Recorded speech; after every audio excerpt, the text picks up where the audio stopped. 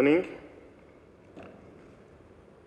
Your Excellency Patricia Scotland, the Secretary General of Commonwealth, honorable ministers, the heads of anti-corruption agencies in Commonwealth Africa, members of diplomatic corps, and representatives of international organizations, distinguished guests. On behalf of His Excellency Paul Kagame, the President of the Republic of Rwanda, I'm pleased to join you today at the 12th Regional Conference of Heads of Anti-Corruption Agencies in Commonwealth Africa. First of all, I would like to welcome you all to this important conference and thank the Commonwealth Africa for having collaborated with us in organizing this conference. Rwanda is delighted to physically host this conference, which has been held virtually twice for the last 2 years due to the COVID pandemic. The theme of this conference, which is combating corruption for good governance and sustainable development in Africa, is very important. It is in line with the Africa's Agenda 2063, which is the Africa we want. Aspiration number 3, which provides for Africa of good governance, democracy, respect for human rights, justice, and the rule of law. This clearly illustrates the firm commitment of African leaders to uphold the culture of the rule of law and good governance.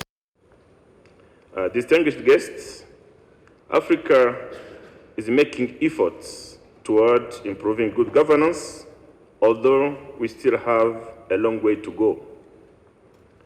African countries are committed to addressing corruption on the continent.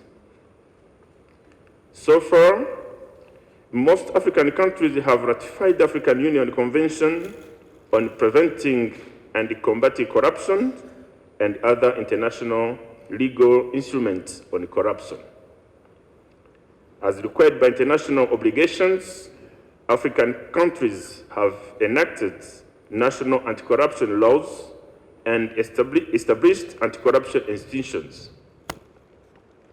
Almost every African country has specialized anti-corruption agencies to address specific crimes and malpractices, including illicit flows, money laundering, embezzlement, and conflict of interest, among others. Several reports have indicated that global corruption is now costing around $1 trillion annually. This has severe effects on the lives of our people. This cost is very high and it continues to weaken resilience of our communities. Corruption creates economic distortions and hampers investments.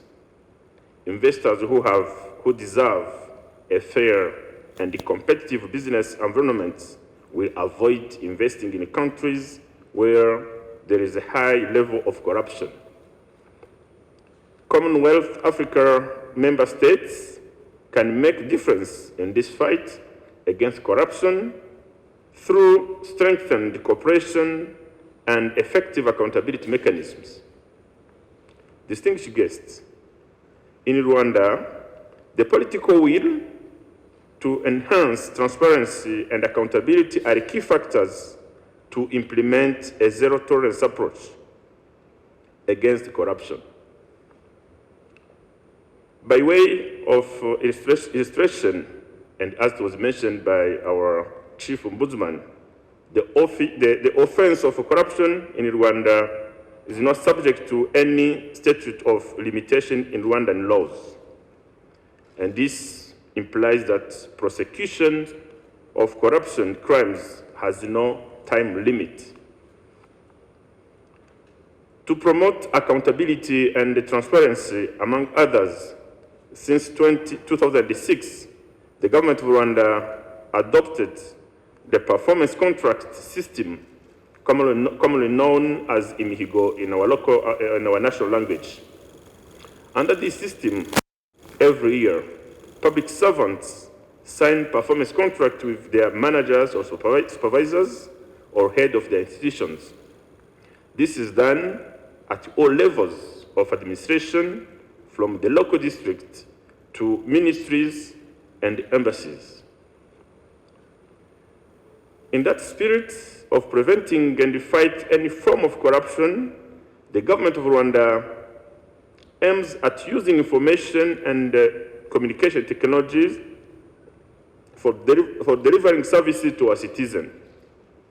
Many examples were given, and let me tell you that so far, key government services are currently accessed online. Different electronic systems were developed and are now in use, including the integrated electronic case management system in the justice sector, the integrated financial management system, the e-recruitment system, as well as the e-procurement. Distinguished guests, as I conclude, I wish to recognize efforts made by the Commonwealth Africa member states to fight corruption for the last 11 years since the establishment of the Association of Anti-Corruption Agencies in the Commonwealth Africa. It is my expectation that this conference will come up with concrete anti-corruption measures and public sector management practices based on the rule of law, transparency, and accountability governance.